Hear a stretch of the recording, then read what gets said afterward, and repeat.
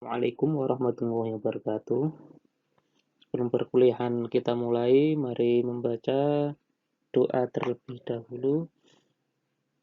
Al-Diniyah Al-Fatihah. A'udzubillahi minasyaitonirrajim. Bismillahirrahmanirrahim. Alhamdulillahirabbil alamin. Arrahmanirrahim. Maliki yaumiddin. Iyyaka na'budu wa iyyaka nasta'in. Ihdinas shiratal mustaqim. Shiratal ladzina an'amta 'alaihim ghairil maghdubi 'alaihim waladdallin. Amin. Oke, tema kita hari ini yakni tentang Ibnu Rushd, gagasannya tentang relasi antara filsafat dan agama, atau biasanya dikaitkan dengan antara wahyu dan akal.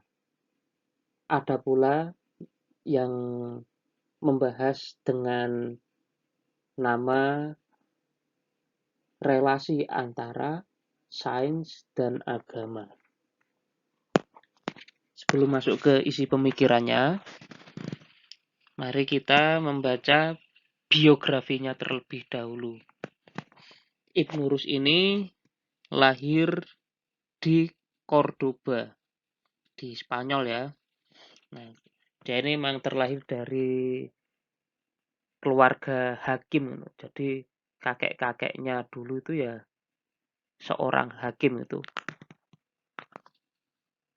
Hanya dia selain ahli filsafat, ahli sains, ahli fisika, ahli astronomi, Ibnu Rushd ini juga seorang ahli ilmu fikih, makanya dia diberi jabatan sebagai seorang qadhi gitu, sebagai seorang hakim.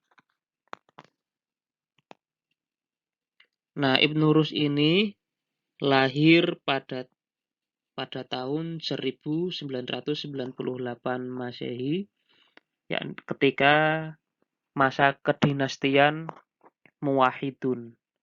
Nanti ketika dia sudah sekitar usia dewasa itu ada peralihan kekuasaan dari dinasti Muwahhidun ke dinasti Murabbitun.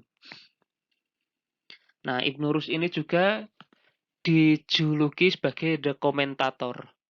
Maksudnya ini, dia ini ahli tentang pikiran-pikirannya Aristoteles. Dia sering menulis atau mengomentari karya-karyanya Aristoteles, sehingga dia dijuluki the komentator. Bagi orang-orang terdahulu, orang Islam yang ingin mempelajari Aristoteles kok susah itu. Ya udah, daripada capek-capek baca bukunya Aristoteles langsung, mending baca bukunya Ibnu Rushd saja itu. Nah, dari situ dia dijuluki sebagai the komentator.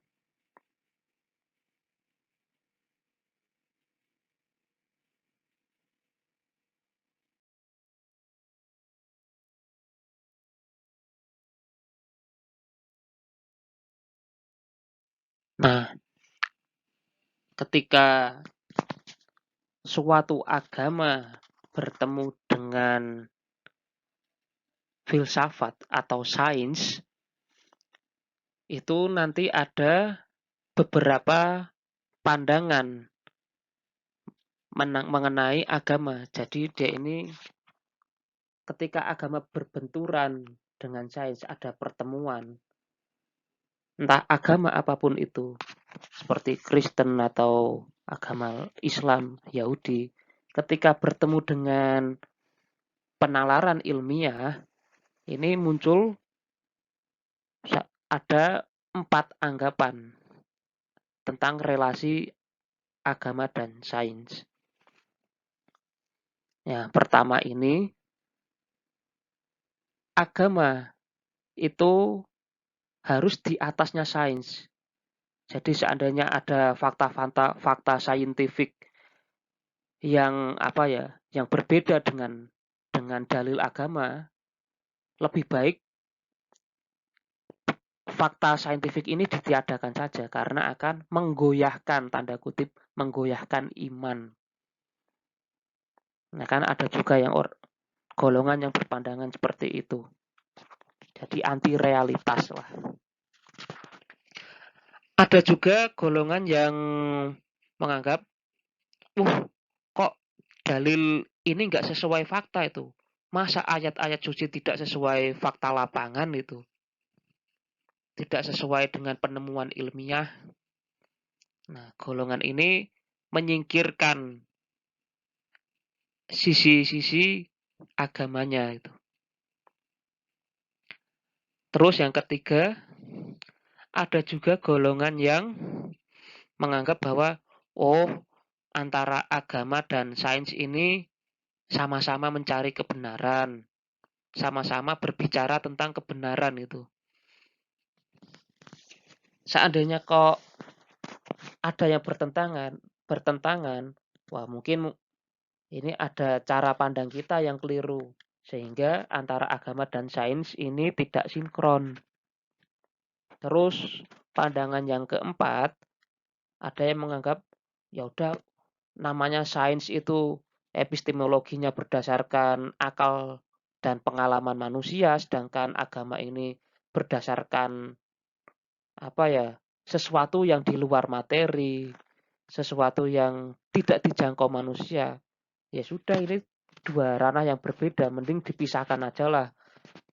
Tidak nyambung kalau dihubung-hubungkan, malah nanti akan ada clash kayak gitu. Yang penting kalau pengen bicara agama ya agama saja, pengen bicara sains ya sains saja itu. Nah, ideologi semacam itu kita bisa temui di ideologi sekularisme yang memisahkan antara agama dan sains. Nah, dari sini kita bisa lihat kira-kira Ibnu Rushd ini tuh berada di posisi mana sih ketika ingin menghubungkan antara agama dan sains. Untuk memahami pemikirannya Ibnu Rushd, mengapa sih dia kok pengen merekonsiliasi antara sains dan agama? Nah, kita setback ke sosial historisnya terlebih dahulu. Ini ada 3 faktor. Pertama, faktor sosiologisnya, kondisi objektif zamannya Ibnu Rushd. Yang ketiga itu faktor ideologisnya Ibnu Rushd. Faktor sosiologisnya itu di Andalus itu yang jadi patokan utama itu ya tetap fikihnya terlebih dahulu. Di agama itu identik dengan fikih. Nggak tahu kalau di zaman sekarang itu kayak apa. Jadi yang berpahala itu ya kalau belajar fikih, belajar bahasa Arab. Kalau belajar matematika itu bukan belajar agama Islam. Belajar biologi bukan belajar Islam. Islam itu ya fikih itu. Nah, itu secara sosiologis kebenaran yang lebih absolut itu ya kebenarannya para fuqaha. Terus yang kedua, masyarakat ini juga pengen, kalau antara filosof dan fuqaha ini kok terus clash, nggak ada titik temu, itu nanti akan ya membingungkan masyarakat, terutama masyarakat awam. Yang ketiga faktor ideologisnya, karena Ibnu Rushd selain seorang fuqaha, ya Ibnu Rushd ini multi talent ya. Jadi selain fuqaha, dia ini juga seorang ilmuwan, seorang saintifik, seorang filosof juga. Jadi secara ideologis dia ini sangat menggandrungi pemikiran Aristoteles. Nah, ini kesukaanku kok masa dibid'ah-bid'ahkan, diharam-haramkan gitu. Saya suka filsafat kok dibid'ah-bid'ahkan seperti itulah. Nah, maka dari itu dia ingin merekonsiliasi bahwa antara agama dan filsafat, agama dan sains itu tidaklah bertentangan, tapi saling mendukung.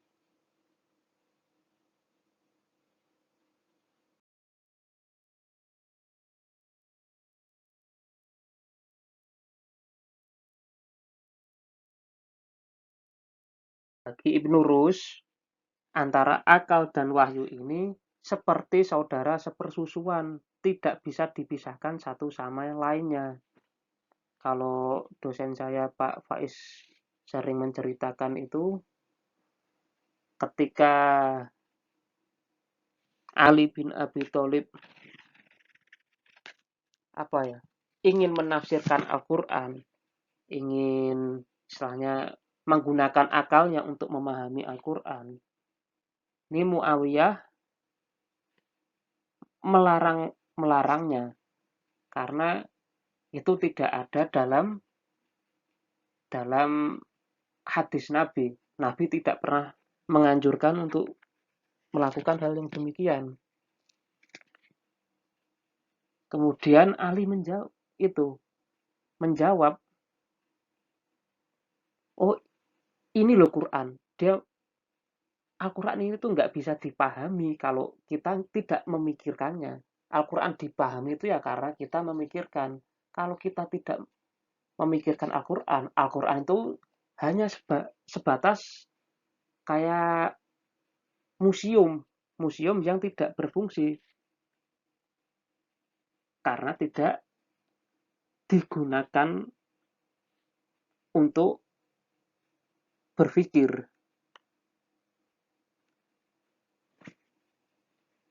Nah, kalau orang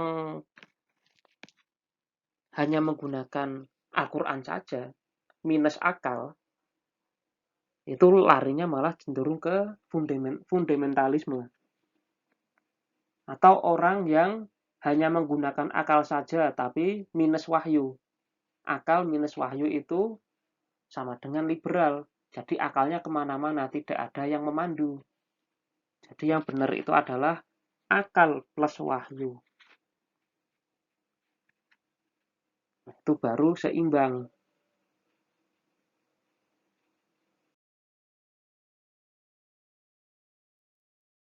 Ibnu Rus ini juga ingin membuktikan bahwa untuk membuktikan tentang Tuhan itu tidak hanya melulu lewat teks-teks suci.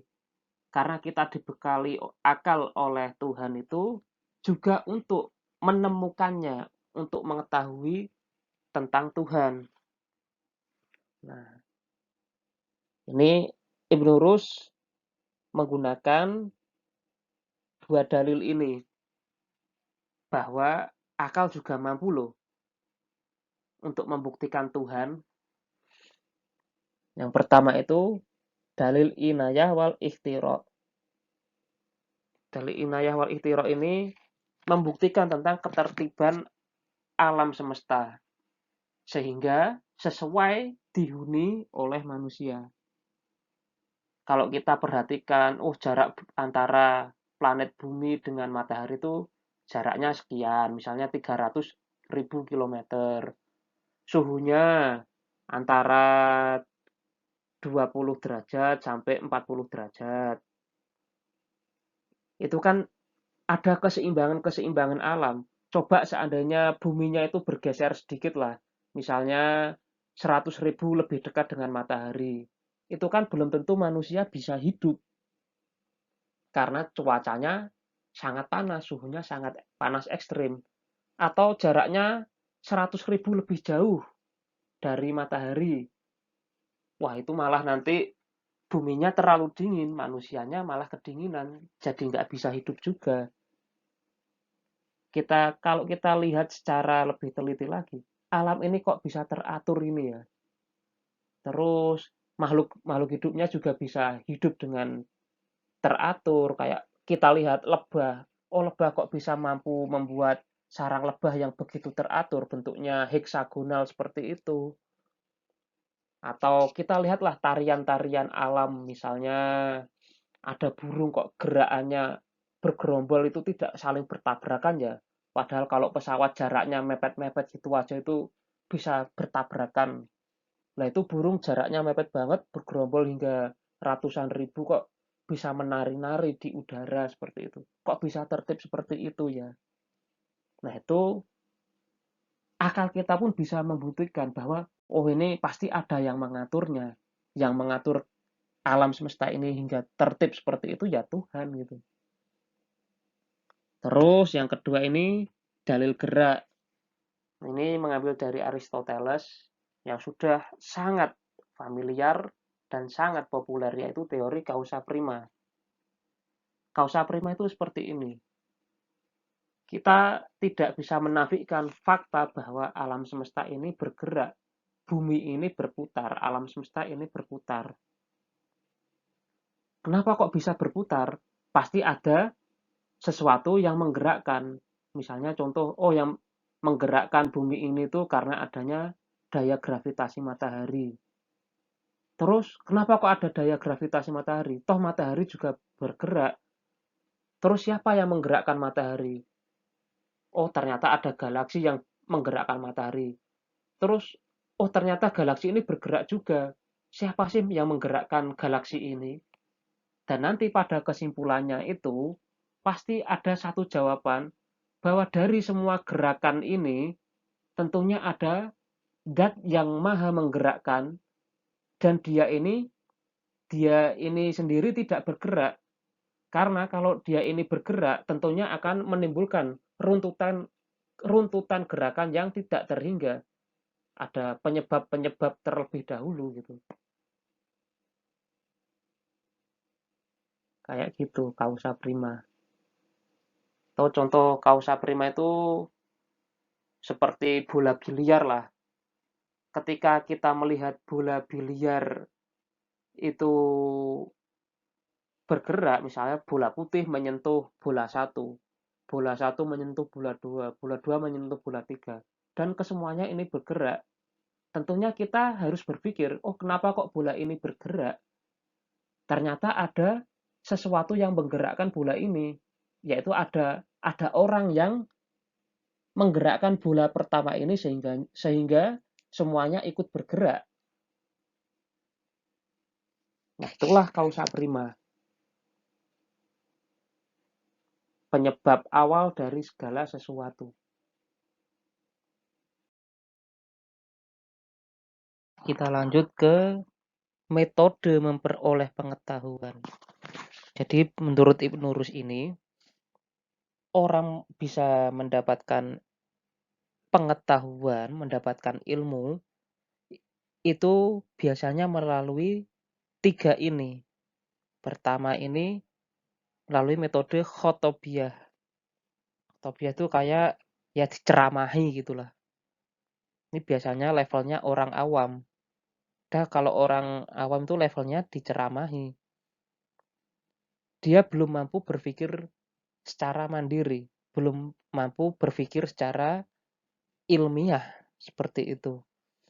Terus yang kedua ini metode jadaliyah atau metode berdebat, metode berdialektik.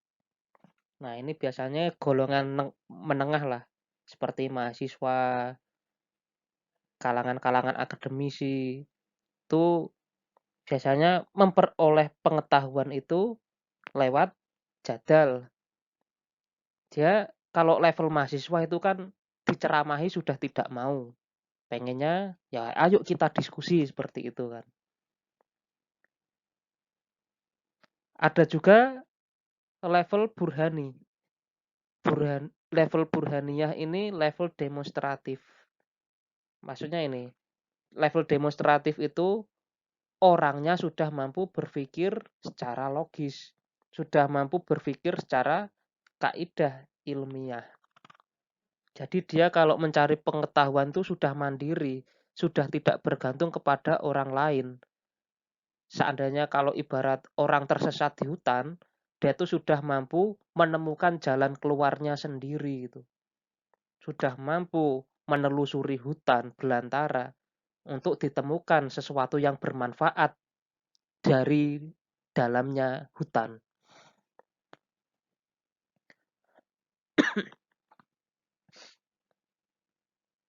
Itu level burhaniyah. Istilahnya orang sudah berada pada makom seorang ilmuwan, seorang filosof. Itu orang yang berada di level burhaniyah. Seorang ahli gitu. Nah, pembuktian demonstratif ini Menurut Ibnu Rus, ada dua kemungkinan. Jadi, pengetahuan yang diperoleh dari pembuktian demonstratif, pembuktian yang diperoleh dari kegiatan ilmiah, itu potensinya ada dua. Satu, sudah dibicarakan oleh syariat, sudah dibicarakan di dalam nas, atau tidak, atau belum dibicarakan sama sekali di dalam nas. Nah, dia memberi kaidah, apabila suatu pengetahuan yang diperoleh dari pembuktian demonstratif ini sesuai dengan nas, maka itu tidak masalah. Justru pembuktian ilmiah ini menguatkan nas, membuktikan ayat-ayat suci. Namun apabila pembuktian demonstratif ini bertolak belakang dengan nas, maka jalan keluarnya adalah ayat-ayat ini tuh perlu ditakwilkan.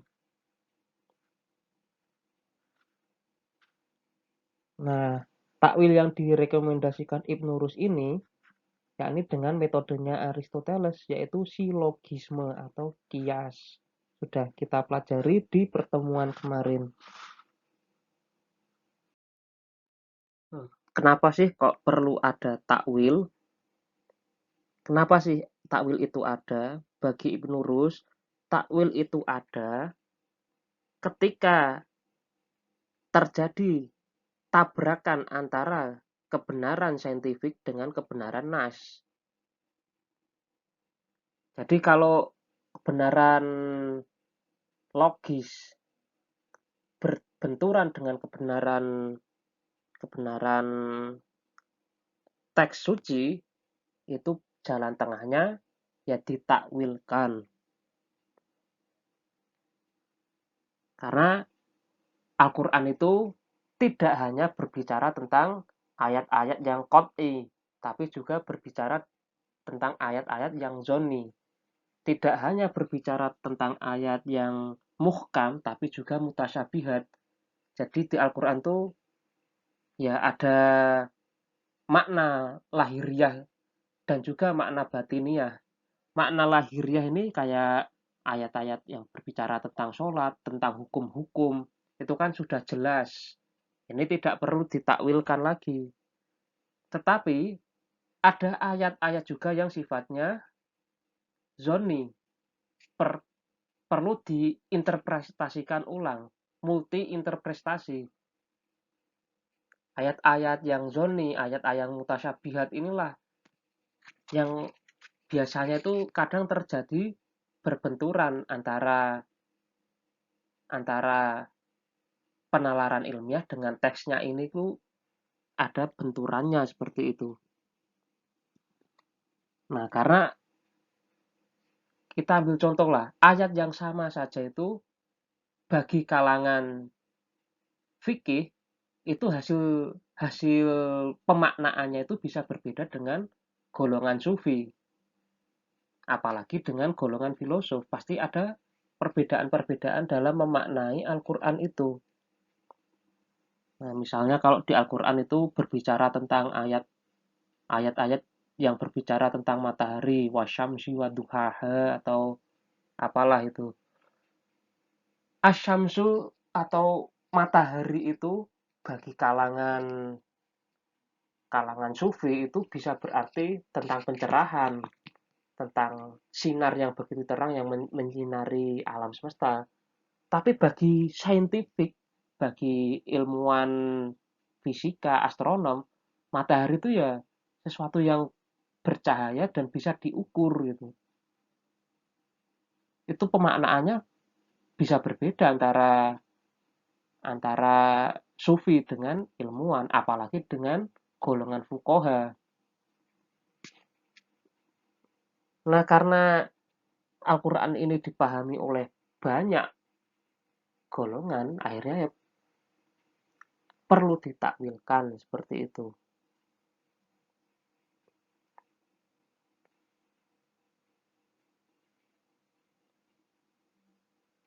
Nah, kalau apa ya, saya contohkan lagi, la yamassuhu illal mutahharun. Tidak boleh menyentuh kecuali bagi orang-orang yang disucikan. Nah, bagi golongan fuqaha, ini maksudnya tidak boleh menyentuh Al-Quran kecuali dia sudah sudah bersuci atau berwudu itu, mensucikan diri. Itu penafsirannya oleh ahli fikih. Namun bagi golongan sufi, la yamassuhu illal mutahharun itu dia mengartikan tidak dapat menyentuh makna Al-Quran kecuali hatinya dibersihkan. Jadi orang itu tidak bisa mengambil hikmah dari Al-Quran kalau hatinya tidak suci, tidak bersih, masih banyak kepentingan, masih banyak nafsu duniawi. Itu tafsirannya para sufistik, para ahli sufi. Nah, itu satu ayat itu saja sudah memiliki pemaknaan yang berbeda. Ada makna lahiriahnya, ada makna batiniah. Apalagi nanti ayat-ayat yang berbicara tentang hewan seperti unta, tentang nyamuk, tentang gajah, itu nanti pasti ada penafsiran-penafsiran dari kalangan lain. Karena kita sendiri kan percaya bahwa Al-Quran itu diturunkan untuk semua umat manusia. Semua cabang keilmuan pengen pengen juga untuk menelisik Al-Quran gitu. Nah, sehingga jalan tengahnya ketika ketika ada penalaran ilmiah yang bertentangan dengan isi nas, itu ya ditakwilkan, dicari makna batiniahnya.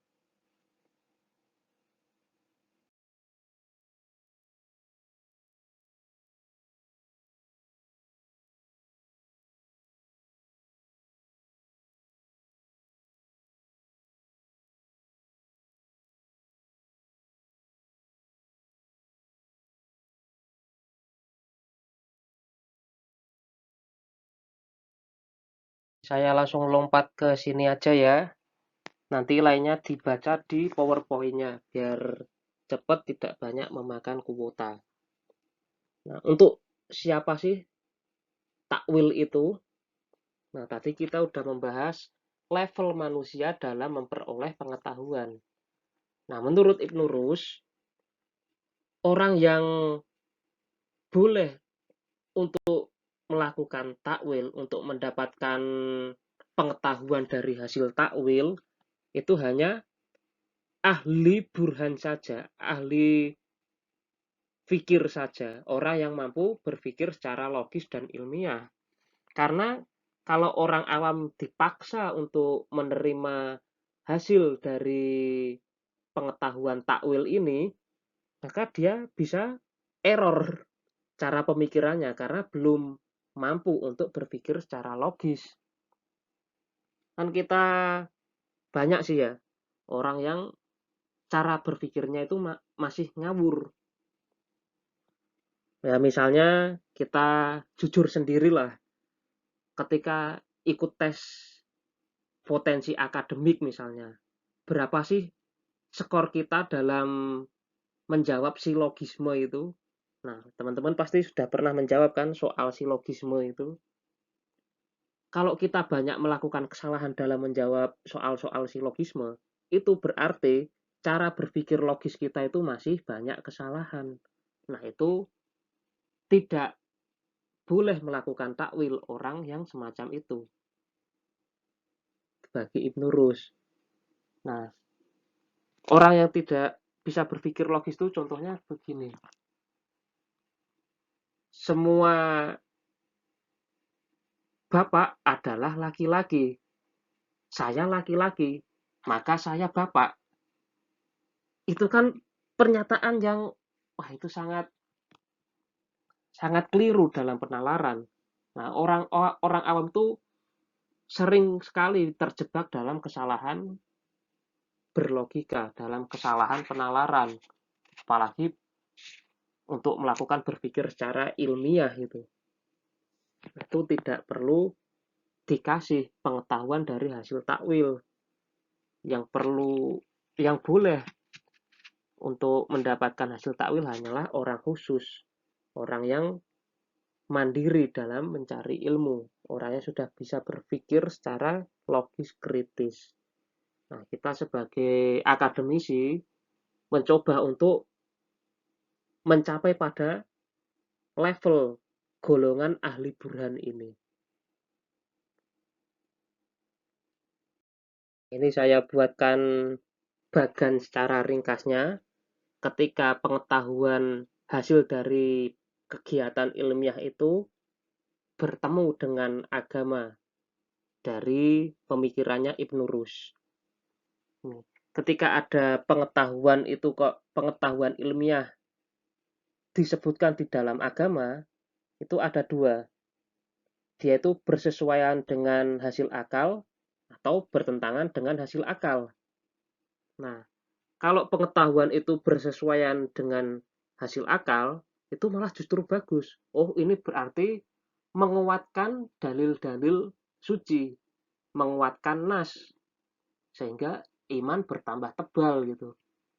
Misalnya ada penemuan bahwa ada dua air laut, dia itu saling bertemu, berpapasan, tapi tidak menyatu, saling membentuk wilayahnya masing-masing. Ada dua air laut yang semacam itu. Ternyata kok di nas Al-Quran ada menyebutkan hal yang demikian. Oh, justru bagus dong itu. Itu sangat mendukung nas. Tetapi ada juga hasil penemuan ilmiah itu bertentangan dengan agama gitu. Terus bagaimana? Ya ditakwilkan gitu. Itu berarti bukan salah teksnya, tapi mungkin salah kita dalam memahami teks. Misalnya kalau penemuan terbaru ini bahwa bumi itu bulat misalnya. Padahal di ayat Al-Quran itu dikatakan bahwa bumi itu dihamparkan. Nah, kita perlu mentakwilkan apa sih yang dimaksud dihamparkan itu. Kita perlu belajar bahasa Arabnya, belajar balaghahnya, sehingga nanti ada kesesuaian. Ternyata faktanya ini bumi bulat loh, tapi kok di nas itu dikatakan bahwa bumi itu dihamparkan seperti itu. Ada juga pengetahuan yang tidak disebut oleh agama. Caranya sama, yaitu menggunakan kias. Kalau kalangan filosof itu ya menggunakan kias akli. Dia ya udah melakukan kegiatan ilmiah sebagaimana biasanya, atau para teolog ini menggunakan kias syar'i. Jadi dia itu menganalogikan sesuatu yang tidak ada di dalam Al-Quran dengan sesuatu yang ada di dalam Al-Quran. Contohnya narkoba, sabu-sabu, itu kan tidak disebutkan di dalam Al-Quran. Nah, para teolog ini akhirnya ya mengkiaskan bahwa Al-Quran itu dianggap sesuatu yang memabukkan. Nah, sesuatu yang memabukkan ini dianalogikan dengan khomer. Nah, jadi di Al-Quran memang tidak ada sabu-sabu, tidak ada narkotika. Tapi ketika dikiaskan dengan Homer, ini menemukan titik temunya itu. Akhirnya ya udah, narkoba itu statusnya disamakan dengan Homer, sesuatu yang memabukkan, maka dianggap haram. Seperti itu. Oke, terima kasih atas perhatian kawan-kawan. Apabila ada salah kata dari saya atau yang tidak bisa dipahami, mohon nanti kita didiskusikan. Saya minta maaf apabila ada kesalahan dalam tutur kata hari ini. Terima kasih. Assalamualaikum warahmatullahi wabarakatuh.